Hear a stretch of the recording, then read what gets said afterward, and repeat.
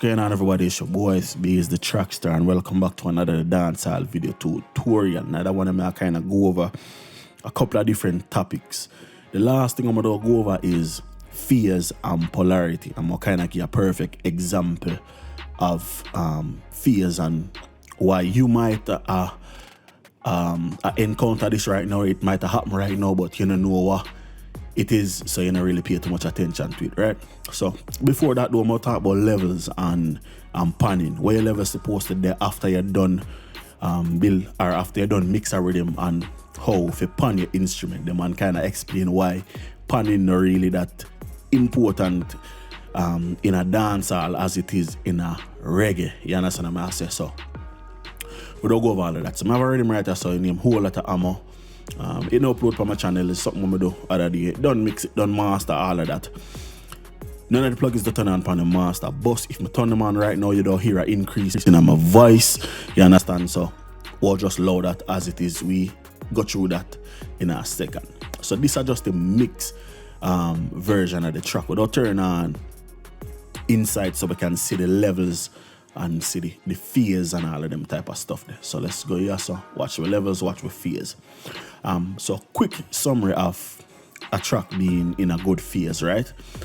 +1, if you can get a track for there +1 24/7, you have a really good balance. You understand? That's not going to happen because you have different instruments all over the place. But the more positive, you're good. If it depends on the negative side, it does sound terrible. I'm going to explain exactly what I go on when after I give a preview of the track. So make me bring in. We'll play the intro and about 4 bars out of the verse. So just watch the meters. Actually, I'll play part of the verse and part of the chorus, so we can see the loudest part of the track at the chorus. Matter of fact, I'll just play the chorus.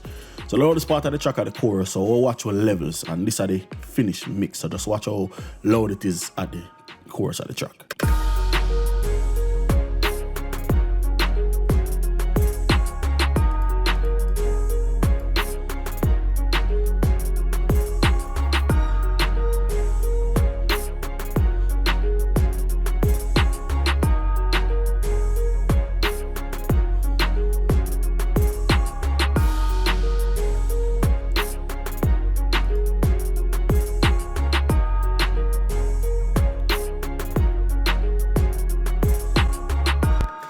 All right, cool.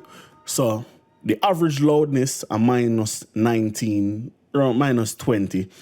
The peak loudness is 5.2, 5.3. That means that they are 5 dB, -5 dB. So we have about 5 dB a headroom for master it. You understand what I say?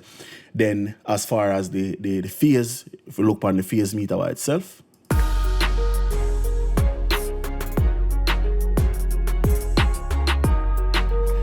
notice how it just has stay upon the plus side. So that means we have a good phase. We not have too much cancellation going all over the place. I will explain cancellation in a second. So typically me aim for me mix level when I done mix for the anywhere between -4 to -8. If it's a song and the song kind of laid back, I don't really want it too loud when I master it, I aim for like -6 to -8. If it's a rhythm, I know some of them put my rhythm always at 0. I aim for -4 to -8, depending upon the rhythm. Every rhythm different, every song different.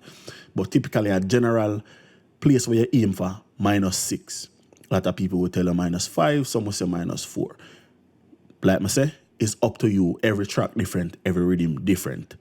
As far as mixing, as you can see upon the mixer, we don't have too much panning going. The only instrument I get pan over a little bit is this instrument I play from Nexus if you solo it out. So it's that orchestra string. I'm a pan it a little bit to the right side, and that's it. And then we have an instrument from Expand. Is a string or pan over a little bit to the left, but not even nothing really too noticeable, just for kind of just clear up a little bit of space in the mix. For me to feel like it is necessary, you know what I mean? So that's all I want to go on. So I'll switch over to Photoshop for kind of explain a little bit what me not really have too much panning going on in the track, and you will kind of understand exactly what I'm talking about. All right, so in a dancehall, right? You don't really have too much live, what do I call it? You don't have too much live drums unless when you perform. You understand what I said? That's when you hear the live band and all of that. When you make rhythm, you don't really use an actual drummer. In a reggae, you use that. So, I'll just draw a rough drum set for kind of give the idea. So let's say we have the big, what that would be the kick drum, right? Let's say me at the drummer, I'm sit down right here. So this is my chair. I'm sit down and I play my drum. So we have the big kick drum right here. So we have like a snare drum right here. So we have we hi-hat over here. So we have a little toms one over here. So we have probably another one somewhere across, yes, or whatever. You know what I mean? The kick drum down the center, the snare, they're more towards the center than, you know what I mean, or whatever. So in a reggae, it makes sense for you, feel like pun it from left to right and all of that type of shit. So would I keep the kick drum I go down the center? You know, say you want your snares and your main instruments, you want that to go down the center.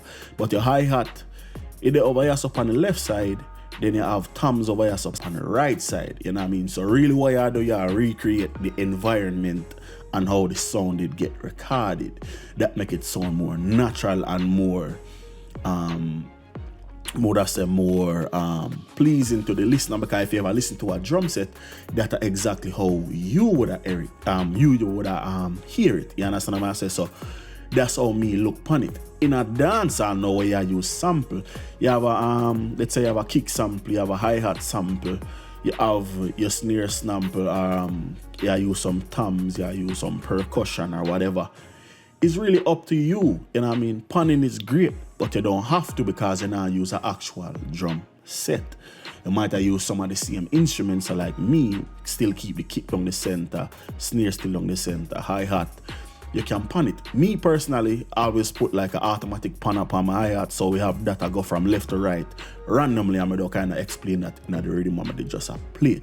So that I kind of just give you an idea how you would use panning. You don't really need to, but you can. If you use actual drum samples, yeah, you can pan them. But if you use just like a regular drum kit, and you don't really use that many instruments, it's not really even necessary. Because in mind, a reggae, you have exactly how the band is set up is exactly how you don't hear it. So if this is the drum set and we have one guitar player over here and we have one keyboard player on the right side, that's exactly how them do set it up for you hear it. As a listener, if I sit down in an audience and me they look on the band, you understand what I say? The keyboard player there on the right side, the drummer up on the left, if you look from the other perspective, you know what I mean, as if you sit down and look in front of you. You understand? So that's exactly how you hear it. So in a music, the engineer them now try to recreate that same vibe there. That's how you hear about panning and all of that.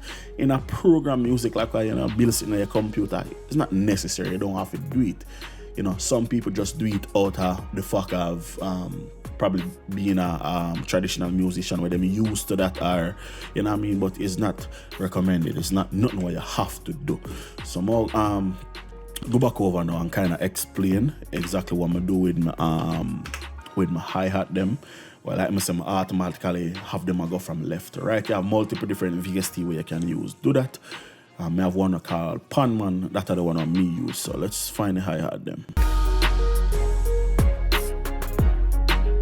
Alright, so we have them right here. So as you can see, them I jump from left to right. So when I have pan them, I have an automatic panner. So I'll play it with and without so you can see exactly what I go on. This I with it. You know, so you can notice the hi-hat them. I fling around them, I go left to right. Cool. So if we take off all of that, right down the center, it's not as fun. But I don't do it because I recreate an environment. I do it because I just want my hi-hat them for dance run. I like experiment with my hi-hat them more than anything else. So we always hear me I do some crazy shit to my hi-hat. They might put all a delay upon it. It's all about how I feel. You understand what I say? So yeah. So now phase, right? So we have levels, we have panning. We'll go over phase really quick. So in our FL Studio, I have a button called reverse polarity, right? No fun, I probably never use it, but to be honest, you might have situation I go on in a some rhythm one might actually want to use that. So Let me give you a perfect example. So let's say I kick. Boom. So let's get rid of all of this out of here. So actually, let me keep that, or just keep or just use a new arrangement. So let's go add one arrangement too. So let's say I take the kick, right? Boom. I'm gonna show you a thing. So we have one kick here, so boom. Enough people sometimes them will lay up them, kick them. Me and somebody will do that, right? So I'm gonna show you one problem where you might encounter and never actually pay attention to. So the second kick here, when I drag it in at the playlist, so we have two different kick, right? So if we play them, what will happen? Because the two of them is what we call in phase. I'm gonna go in audio settings, info. If you ever want to zoom in more than what the waveform allow you, just go in our FL Studio, go project, and switch this time-based thing at the 960.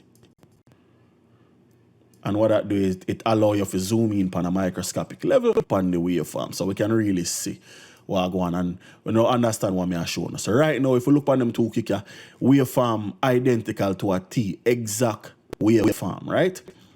Boom. So if you play it, them don't sound extremely loud. This is one by itself. These are the two of them. Cool. Them in phase, no type of phase issues, so them amplify each other, right? So if now we go on, we go in essence and say, all right, reverse polarity. Now, if you look at the waveform, when this a waveform now, we don't look, I'm going to draw it in a Photoshop to kind of give you a better understanding of what go on. So when this a waveform are positive, this a waveform are negative. If me play it right now, you're not going to hear nothing. If I come in and flip the polarity, you understand what I say? Phase cancellation. That's not the only way you can experience that. So another common way is we might layer the two of them. Let's say I just shift this over a little bit.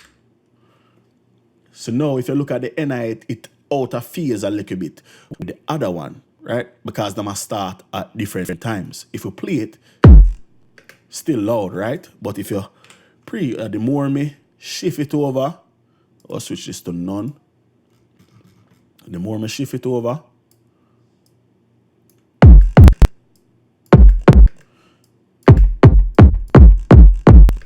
you understand how I go on? You see, lose a lot of the thump out it in the really knock as hard, the more out of phase it get. The worse it can get, away just completely cancel out each other, like what I just show you when I reverse the polarity. You understand? So a lot of times if you add a kick to a kick and you expect it to get louder and that not happen, that are the problem. The two kick them not really line up too well. Maybe you have to EQ one different, maybe you have to do something else different. But like I say, we'll do it again so you can see exactly what I want. I'm going to do it slowly this time.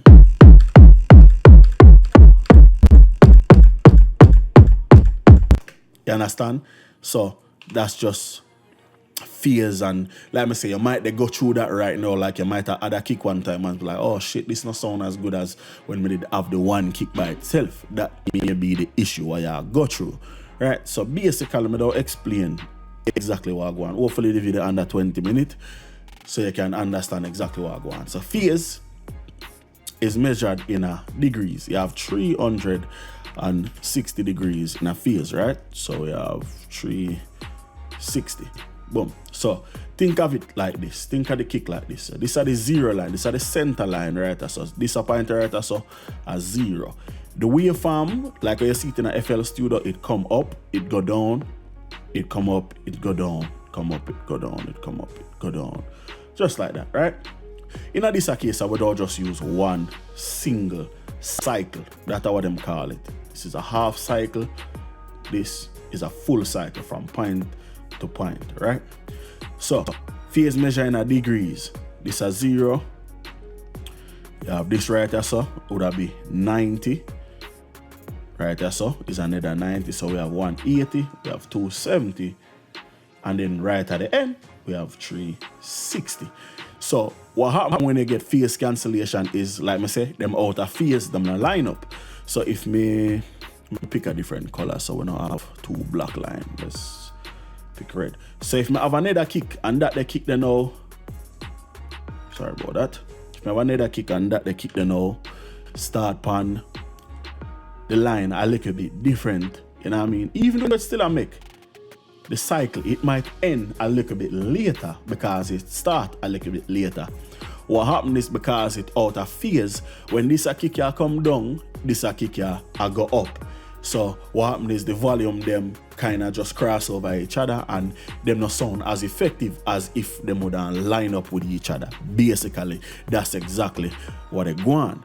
When you have phase cancellation, because this side are positive and this side are minus, if you have the two exact thing, the same exact thing, but them completely opposite like that, when you put, you know what I mean, when you have -1 and +1, you know, you get 0. Them cancel out. So that's basically what happened when you never did hear the sound. That's basically what did happen. You understand what I say? So just few things where you want to be careful of. Shit what me used to always, you know, like go through, but me always use the reverse polarity switch from a show you, but me never really know why it do. You understand what I say? So just things for you kind of pay attention to. Definitely since me kind of learned that, me mix them improve a lot more. Definitely improve a lot more. Like you see, I'm show you the phase on the meter, and the thing almost now on left from +1. You know what I mean? And the mix clean, and I can hear all of the instruments them. So just like I said, just few things for you pay attention to. So like I said, when you mix, make sure your levels, when you're done mix, they're anywhere between -4 to -8.